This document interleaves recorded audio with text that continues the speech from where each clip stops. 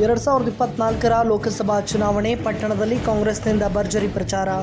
ಚಿತ್ರದುರ್ಗ ಲೋಕಸಭಾ ಕ್ಷೇತ್ರದ ಸಂಸದರ ಚುನಾವಣೆಗೆ ಸಂಬಂಧಪಟ್ಟ ಹಾಗೆ ಪಾವಗಡ ಪಟ್ಟಣದ 8ನೇ ವಾರ್ಡ್ನಲ್ಲಿ ಕಾಂಗ್ರೆಸ್ ಪಕ್ಷದ ಕಾರ್ಯಕರ್ತರು, ಮುಖಂಡರುಗಳು ಮನೆ ಮನೆಗಳಿಗೆ ತೆರಳಿ ಪ್ರಚಾರವನ್ನು ನಡೆಸಿ ಬಿಎನ್ ಚಂದ್ರಪ್ಪ ಅವರ ಪರ ಮತಯಾಚನೆ ಮಾಡುತ್ತಿದ್ದಾರೆ.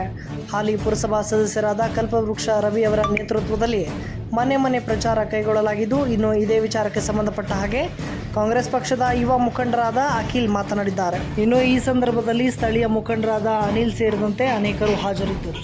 ನಾವು ಇದೇ ನಮ್ಮ ಸಿದ್ದರಾಮಯ್ಯ ಅವರು ಮತ್ತು ಉಪಮುಖ್ಯಮಂತ್ರಿಗಳಾದ ಡಿ ಕೆ ಶಿವಕುಮಾರ್ ಅವರು ಏನು ಗ್ಯಾರಂಟಿಗಳು ಅನುಷ್ಠಾನ ಕೊಟ್ಟಿದ್ರು, ಭರವಸೆ ಕೊಟ್ಟಿದ್ರು ಅವರು, ಅದೇ ನಿಟ್ಟಿನಲ್ಲಿ ನಾವು ನಮ್ಮ ವೆಂಕಟರಮಣಪ್ಪ ಅವ್ರ ತಾತವ್ರ ನೇತೃತ್ವದಲ್ಲಿ ಮತ್ತು ನಮ್ಮ ಶಾಸಕರಾದಂತಹ ಎಚ್ ವಿ ವೆಂಕಟೇಶ್ ದೊಡ್ಡಪ್ಪ ಅವ್ರ ನೇತೃತ್ವದಲ್ಲಿ ನಾವು ನಮ್ಮ ವಾರ್ಡ್ನಲ್ಲಿ, ನಮ್ಮ ತಂದೆಯವರು ವಾರ್ಡ್ನಲ್ಲಿ ಬಂದು ನಾವು ಅವಾಗ MLA ಎಲೆಕ್ಷನಲ್ಲಿ ಏನು ಮನೆಗೂ ಡೋರ್ ಟು ಡೋರ್ ಹೋಗಿ ನಾವು 5 ಗ್ಯಾರಂಟಿಗಳು ಕೊಟ್ಟಿದ್ವಿ.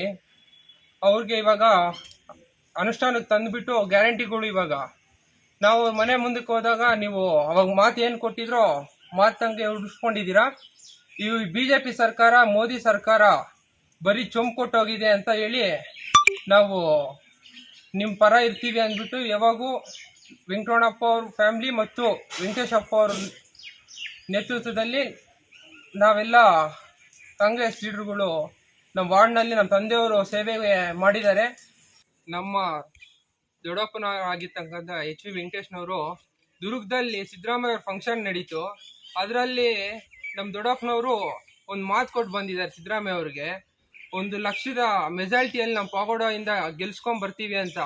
ಎಲ್ಲ MLA ಎಲೆಕ್ಷನ್ಗೆ ಹೆಂಗೆ ಹೋರಾಡಿದ್ರು BN ಚಂದ್ರಪ್ಪ ಅವ್ರಿಗೂ ಹಂಗೆ ಹೋರಾಡ್ತಾ ಅವ್ರಿಗೆ ಹೈಯೆಸ್ಟ್ ಮೆಜಾರಿಟಿ ಕೊಡಬೇಕು ಅಂತ ನಮ್ಮ ಎಚ್ ವಿ ವೆಂಕಟೇಶ್ ಅಣ್ಣವ್ರದ್ದು ಮರ್ಯಾದೆ ಉಳಿಸ್ಬೇಕು ಅಂದ್ಬಿಟ್ಟು ಅದರಂತೆ 1 ಲಕ್ಷ ಮೆಜಾರಿಟಿಯಲ್ಲಿ ಗೆಲ್ಸ್ಕೊಡ್ತಾರೆ ಅಂದ್ಬಿಟ್ಟು ನಮ್ಮ ಕಾಂಗ್ರೆಸ್ ಪರ ಇದ್ದಾರೆ ನಮ್ಮ ತಾಲೂಕಿನ ಜನ.